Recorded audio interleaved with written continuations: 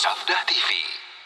Kan kita punya grup gitu banyak. Jadi kalau ada permintaan donasi ini seperti apa gitu, atau kita juga punya channel yang kita kelola yang ada permintaan untuk menggalang donasi gitu. Mohon nasihatnya Ustaz.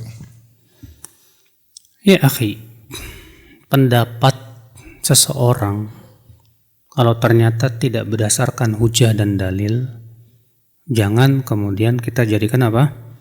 Sesuatu yang harus diikuti. Masalah ijtihadiyah, masalah ijtihadiyah itu adalah masalah yang tidak ada nas yang sharih. Tidak boleh kita saling memaksakan pendapat kita.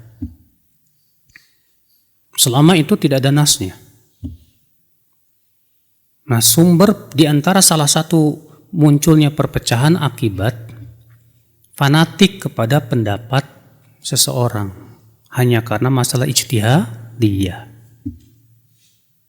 Sehingga menganggap pendapat Ustadz Fulan, ya mungkin kan dianggap dia kibar atau yang lainnya, bagaikan wahyu yang turun dari langit, yang tidak boleh diselisihi. Ini sikap yang sangat salah.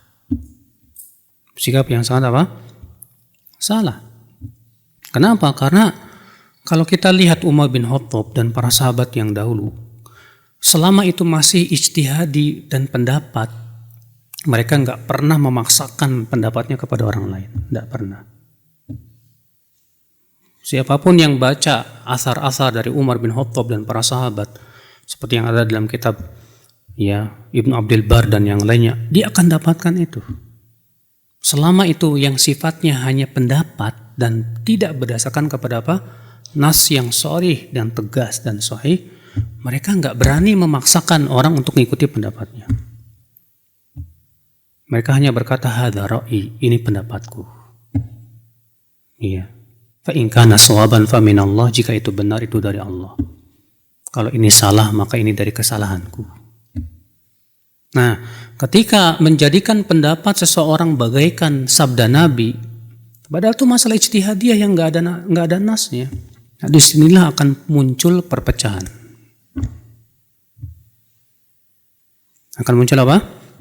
Perpecahan. Yang jelas ya, pembukaan donasi itu juga kita tidak boleh terlalu bermudah-mudahan dan juga nggak boleh terlalu apa? Keras dan ekstrim. Nggak. Kalau dikatakan bahwa donasi itu memalukan, termasuk minta-minta, bukankah Rasulullah SAW yang menyuruh juga dalam sebuah hadis? Ya, ada seorang sahabat berkata, ya Rasulullah, aku tidak punya tunggangan. Apakah engkau mau memberikan kepadaku tunggangan? Kata Rasulullah, aku tidak punya. Tapi kamu pergilah ke si fulan, coba ya sampaikan kepada dia salam dariku, kata Rasulullah, dan suruh dia minta tunggangan di jalan Allah. Maksudnya di jalan Allah, bukan untuk kepentingan pribadi, tapi untuk di jalan Allah Subhanahu wa taala. Nah, yang dikhawatirkan ini adalah ketika donasi itu untuk kepentingan pribadi, Pak. Ada orang membuka donasi tapi atas nama pribadi. Ada orang bikin donasi tapi atas nama bukan nama yayasan atau yang sifatnya itu, tapi nama dia. Ya. Ini kan bisa fitnah buat dakwah seperti ini. Ya. Dan secara kenyataan memang banyak yang melakukan seperti ini. Nah, ini juga harus kita hati kita harus ingatkan, jangan mudah meminta donasi. Jangan mudah meminta donasi kalau memang ini bukan untuk maslahat yang lebih besar. Sekarang ya, bukankah hampir rata-rata masjid-masjid yang dibangun oleh teman-teman salafiyin dari donasi? Ya tidak? Sahih. Ya. Masjid Al-Barakah buka donasi. Nggak ada ustadz yang mengingkarinya. Untuk pembangunan masjid, untuk ini dan yang lainnya. Nggak ada yang ustadz kibar nggak ada yang mengingkarinya. Mungkin yang dimaksud oleh ustadz-ustadz kibar tersebut karena ada fenomena orang mudah banget dikit-dikit buka donasi, ini buka donasi, ini buka donasi. Nah ini fenomena yang tidak baik. Ini fenomena yang tidak apa? Yang tidak baik. Ya.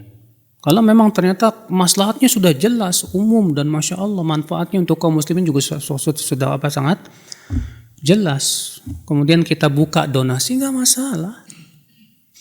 Yang dilarang dari minta-minta itu kalau untuk keuntungan pribadi. Tapi kalau meminta seorang kaya untuk membantu orang miskin, misalnya kita tahu ini ada orang miskin, lalu kita bilang ke orang kaya, Pak, ini si fulan kasihan, butuh sangat bantuan.